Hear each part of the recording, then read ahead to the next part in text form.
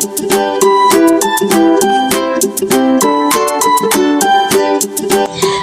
morning, everyone! Most especially to our teacher, Sir Dennis Belacura. Good morning. By the way, I am Villamor, Angelyn 20 years old, and I live in Batang, Lumbangan, Mabinay, Negros Oriental. Currently, I am a third-year college student taking up a Bachelor of Secondary Education at Negros Oriental State University, Mabinay Campus. So, this is the fourth video presentation or the task number 4 of the subject, the teacher and the school curriculum. For the task number 4, we are tasked to discuss and present to you the following. So first is to discuss or the teacher's qualification in the Philippines and in our chosen country. And in my case, I choose the Belgium country. So for the number 1, I am going to discuss and present to you the teacher's qualification in the Philippines and in the country of Belgium. For the second is the professional engagement and support of teachers in the Philippines and Belgium. Third is a sample of faculty development program in the Philippines and the country of Belgium. Lastly, number 4 is the organizational structure in the Philippines and Belgium. Number 1 is the teacher's qualification in the Philippines and Belgium. So I am going to compare the teacher's qualification in the Philippines and Belgium. First, I am going to present to you the qualifications of teachers here in the Philippines. The standard teaching credential in the Philippines is a 4-year bachelor's degree. Elementary school teachers are qualified through a Bachelor of Elementary Education and secondary school teachers through a Bachelor of Secondary Education. The curriculum for both of these programs are tailored to the level of education and is set by Commission for Higher Education and consists of general education subjects, education-related subjects, subject specialization, and practical teaching. For those with a bachelor degree in other fields can also qualify to become a teacher by completing a postgraduate program in education. These postgraduate programs range from 1 semester to 1 year in length and are completed by awarding a credential most commonly referred as the Certificate of Professional Education.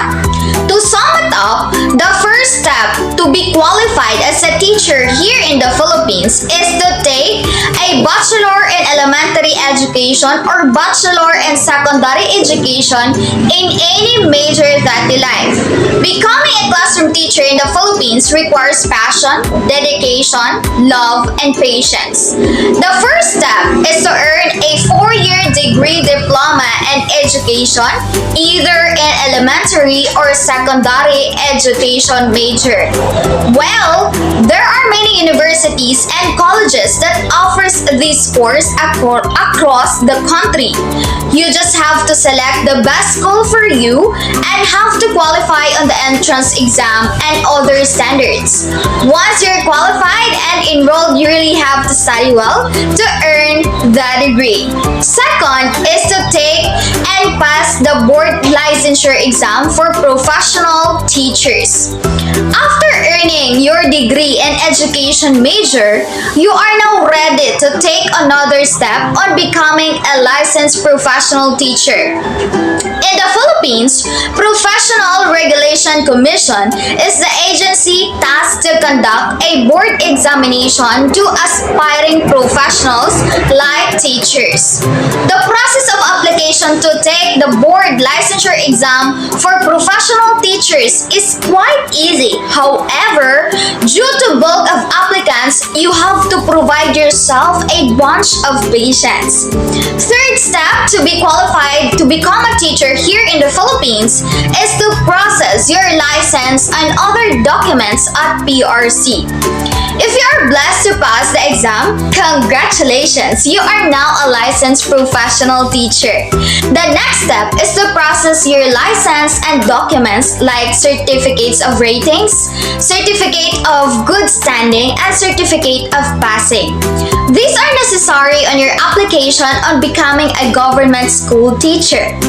Fourth process is to process your application at Bsed-Iii. Typically, application for teachers in Bsed-Iii or Department of Education starts on January to March. You just have to be resourceful enough to know the details about it. Sometimes the memorandum on application process is posted earlier. And lastly, number 5, the last step to become or to the qualification to become a teacher here in the Philippines is you need to process your appointment. You just have to process some more documents for your official appointment. Now let's go to the teacher's qualification in the Belgium country. So the country of Belgium requires the following minimum qualifications. Teachers at the pre-primary, primary, and lower secondary education level, as well as teachers of certain programs in upper secondary education, are required to have a bachelor's degree in teacher education for the relevant level. Teachers in the general upper secondary education need to complete a master's degree in a given discipline and a specific teacher education certificate. For teachers of practical subjects and technical and vocational education, a combination of a general qualification, secondary degree, or the bachelor's degree with a specific teacher education certificate is also possible. Initial teacher education is offered in 2 main forms. First is the professional 3-year Bachelor of Education degree programs, which integrate subject-specific and pedagogical components referred to as integrated teacher education programs. And second is the programs attended in addition to or after a subject-specific initial program at bachelor's or master's level referred to as specific teacher education. Preparation for special education teachers is undertaken as specialization in the form of an advanced bachelor's program that is according to the Flemish Ministry of Education and Training 2015. The teacher education programs offered by the different institutions are equivalent and based on the same basic teacher career profile. The latter sets out the knowledge, skills, and attitudes required of an experienced teacher. From these, a set of minimum competencies have been developed to frame initial teacher education programs, according to Mackenzie et al. 2004. Access to teacher education programs follows general rules to access higher education like universities and university colleges. It is based on successful graduation from secondary education. Institutions of teacher education do not organize specific entrance examination. However, in the governmental agreement for 2014 to 19, the introduction of non-binding examinations to enter initial teacher education is envisaged according to the Flemish Ministry of Education and Training 2015. The main requirements to apply for a job as a teacher in the Belgium country is to hold a teaching degree for the relevant level of education and field of study. Teachers are hired into schools through an open recruitment procedure organized at the school board level and with considerable involvement of the school principal. Schools boards have autonomous autonomy in teacher recruitment, selection and appointment, and therefore act as the employers.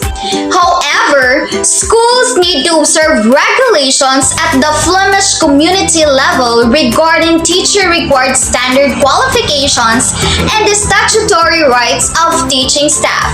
In particular, they need to give priority to those teachers who have a permanent nomination and take into account their seniority. Teachers apply directly to schools and/or school boards, and the hiring procedure typically involves interviews by the school board in specific circumstances. It is possible to teach in the Flemish school without required qualifications. This can occur with acceptable qualifications if the individual has a teaching degree for the relevant level of education but in a different field of study, or with other qualifications when the individual has a degree other than a teaching degree and/or some relevant professional experience. While schools should always give priority to individuals with required or acceptable qualifications, they may exceptionally, example in a situation of teachers shortage, appoint an individual with other qualifications. That is according to Bsed-Iii 2015. Now let's go to the number 2, which is the professional engagement and support of teachers in the Philippines and Belgium. When we say professional engagement, it is about how educator embraces whole personal philosophy or ideology, embracing a deeper level of interaction between the educator and the object of inquiry. A professional engaged person is concerned with the goal, the purpose of the project they are interacting with. Professional engagement is more than simply being passionate about your concepts. Successful professional engagement accentuates the dimensions of the professional learning, and the success of professional engagement leads to a realization of your concepts. Rather than being an abstract concept, the engagement makes a concept tangible, creating an opportunity to share the experience with your learning community. We must have, or as a teacher, we must have clarity of one's own understanding of one's level of professional engagement in order to be able to influence a wider community of professionals. The clarity of one's role becomes a motivator to one's immediate community of professionals. Elucidation of your role and your contribution to the wider vision of the institution inspires and motivates your thinking. The clarity of purpose becomes the foundation for a creative, risk-taking mindset and the platform upon which to build innovative concepts. The value of professional engagement is being able to visualize a pathway of learning in a new light, one that is aligned with the vision of the institution. Professional engagement is inextricably owned by the agent of the engagement. If you are professionally engaged, you develop a sense of ownership towards the project. There is a professional level of intimacy between the educator and the teaching material that is only actuated once professional engagement mediates this relationship. While talking about the support of the teachers here in the Philippines, at the primary and secondary levels, the government has intensified its efforts to expand alternative learning systems to provide skills-based learning opportunities to out-of-school youth, strengthen early childhood care, and and development programs, pursue full implementation of the K-12 system, continue circular reforms, and make efforts to enhance the quality of teachers. Changes have also been implemented at the post-secondary and the TVET levels or the TVET. This includes emphasizing the need to expand collaboration between the academic institutions, governments, and industry, expanding access to SUCS, LCUs, and vocational training centers, attracting reputed professors and researchers, and promoting excellence in higher education institutions. The Commission on Higher Education, or the CHED, has focused on the creation of quality and equal access to tertiary education and training programs for the past years. Signed by President Rodrigo Roa Duterte on August 3, 2017, the Republic Act, or the RA number 10931, otherwise known as the Universal Access to Quality Tertiary Education Act, or an act promoting universal access to quality tertiary education by providing free tuition and other school fees in state universities and colleges, local universities and colleges, and state-run technical vocational institutions, establishing the Tertiary Education Subsidy and Students Loan Program, strengthening the Unified Student Financial Assistance System for tertiary education, and appropriating fund, therefore, as stated in the title of the law. As a government employees, DepEd teachers get all the benefits that come with being a public servant in the Philippines. In addition, DepEd teachers also get additional financial incentives and benefits that are unique to their nature of work. Number one is the basic employment benefits, which includes PhilHealth membership, JSIS benefits, vacation credits that is up to 15 days a year, leave privileges like maternity leave, paternity leave, and study leave. Number two is the performance-based bonus. This is done annually. The performance-based bonus is an annual incentive given to all government employees who have been assisted to have contributed to the accomplishments of the unit he or she belongs to. Number three is the Productivity Enhancement Incentive, or the PEI. The PEI amount is not fixed. Instead, the amount depends on the level of savings incurred and authorized by the national government to fund the PEI. Number four is the Personal Economic Relief Allowance, or the PERA, or PERA.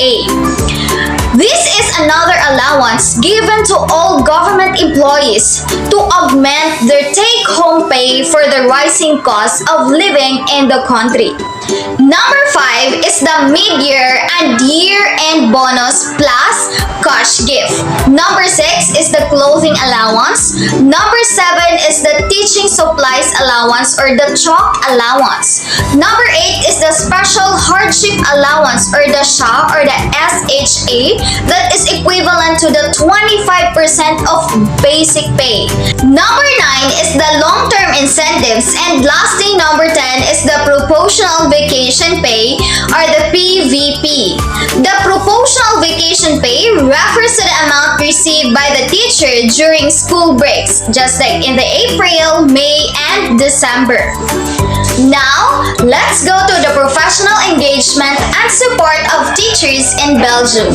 Belgium is a federal state composed of communities and regions.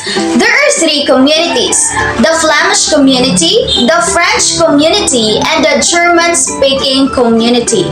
Education in Belgium is mostly regulated and financed by these communities. The federal government plays only a small role, determining the beginning and end of compulsory education, defining minimum requirements for issuing diplomas, and regulating the retirement of education staff.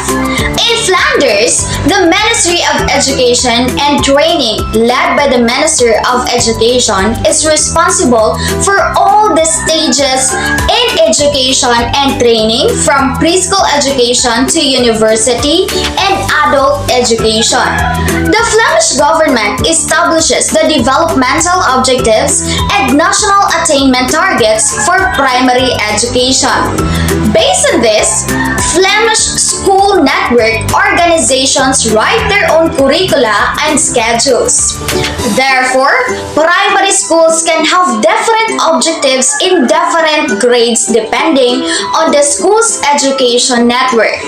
Quality control and quality promotion in Flemish community education are based on the three pillars, which are: number one, the attainment of targets, which provide a clear frame of reference regarding quality embedded in society. Second is the Flemish Inspectorate, which works on the behalf of the Flemish government and is responsible for overseeing the quality of education. Every institution is subjected to at least one full inspection every 10 years.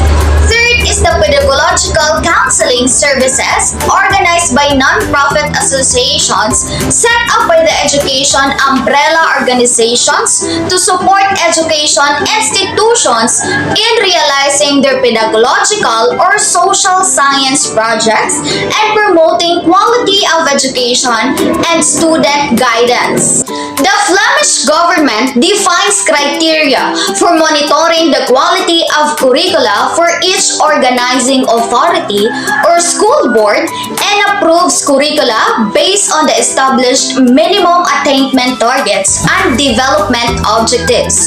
The government's inspectorate evaluates whether schools are making sufficient effort to reach these attainment targets.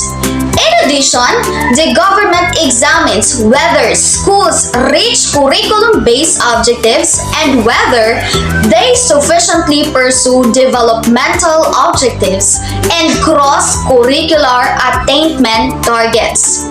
Funding the Flemish schools follows the same basic stepwise model for all schools.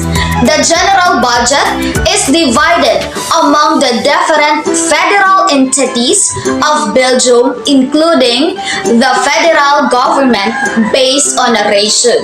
The Flemish Ministry of Education and Training pays the salary of teaching and non-teaching staff directly.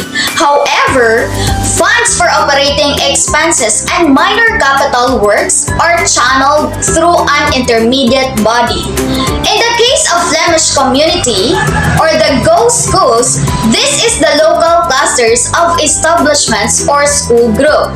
In the case of municipal schools, it is local government. In the case of grant-aided private schools, operational funding goes directly to the school board. Now, let's go to the third objective of this video, which is to present to you a sample of a faculty development program in the Philippines and Belgium. So the faculty development program, or the FDP, it is a critical factor towards building the strong foundation of education system to ensure quality education. It is the process of providing professional development training and coaching to faculty members to help them improve their work performance, particularly in specific areas such as teaching and research. So, this is the sample faculty development program in the Philippines, particularly at the De La Salle University, Dasmariñas, or in the Department of Biological Sciences Department. Faculty Development Programs.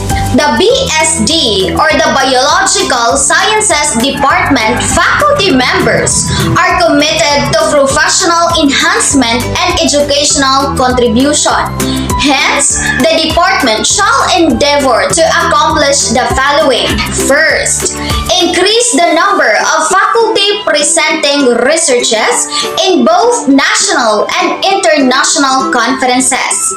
Second, create a pool of resource persons representing various fields of specialization for community outreach, sponsored trainings, and workshops. Third, increase memberships in professional organizations.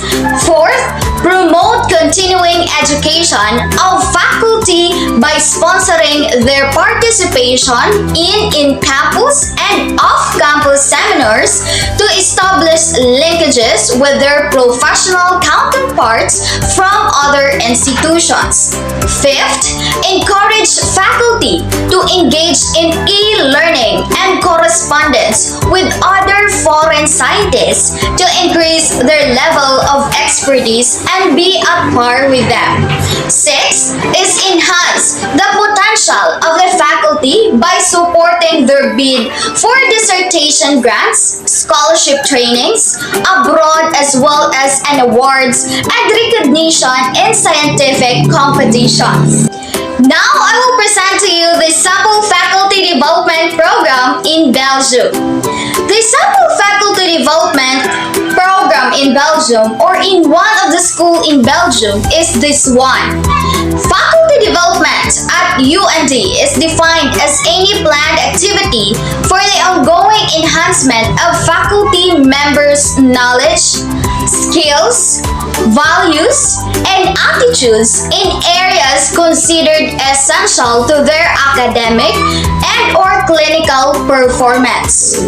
Faculty development activities address the multiple roles and needs of the faculty members as facilitator, teacher, advisor, mentor, clinician, and researcher. Certainly, many activities can be considered to be faculty development activities because numerous opportunities exist to meet individual faculty member professional needs and aspirations. For our purpose, faculty development included in any participation in verifiable activities are face-to-face, online, blended, face-to-face combined with online elements, self-initiated or self-paced, on any topics that contribute to the enhancement or growth of your knowledge, skills, techniques, awareness, or behaviors as educators, scientists, and/or clinician. The following are some examples, certainly not an exhaustive list. First is attendance at not necessarily presentation at. Its under is or are the following: faculty orientations, local, regional, national, and international conferences, and professional development institutions or programs.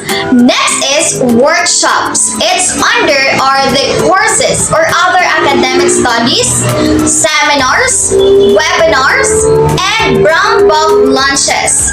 Next is continuing medical education activities. Next, completion of mandatory training programs or modules. Next, participation in mentoring programs as a mentor or mentee. Next, participation as a chair or member of a study section. Next is participation as a chair member of an accreditation team. 8. Peer review activities. 9. Serving on or leading committees. 10. Writing and administering grants. 11 is collaborating with colleagues from other institutions. And lastly, designing and facilitating faculty or professional development program. Now we are down to the last number of the task number 4, which is the number 4, wherein I am going to show you the organizational structure in the Philippines and Belgium. The organizational structure in the Philippines. By the way, this is only an overview of the organizational structure of the department's central office. A more detailed chart can be viewed at Depth and Order number 52, series of 2015. At the top is the Office of the Secretary or the OSEC or the OSEC. Its under are the OSEC proper, Office of the Undersecretaries, and Office of the Assistant Secretaries. For the second row or the second level is the Teacher Education, Council Secretariat, and Internal Audit Service. And its under are the Management Audit Division and the Operations Audit Division. For the third row is the Curriculum and Instruction, Finance and Administration, and Strategic Management. For the fourth row is the Legal and Legislative Affairs, Governance and Operation, and Field Operations. The supervision of Field Office is under the scope of the Undersecretary for Governance and Operations. Under the Field Operations are the Regional Offices, Schools Division Offices, and Schools and Learning Centers. Now, let's go to the Belgium's organizational structure and education. With a system that is decentralized at the federal level, education in Belgium often appears to be separated and divided due to the language communities. However, many sectors of Belgium government overlap with the mission to provide quality education and work together to enhance the overall system of education. Blue text indicates that an organization exists at the federal level and in some way influences all of the language community. Magenta text represents the Francophone community. Green text items belong to the German-speaking community, and yellow text indicates the Flemish community. While the federal government currently holds little power over the language communities, ministries of education, several federal organizations do influence education in the regions. For example, several vocational training programs that are available to secondary education students are controlled by the federal authorities. These include military and police training opportunities, which are conducted by the Minister of National Defense and the Minister of Justice.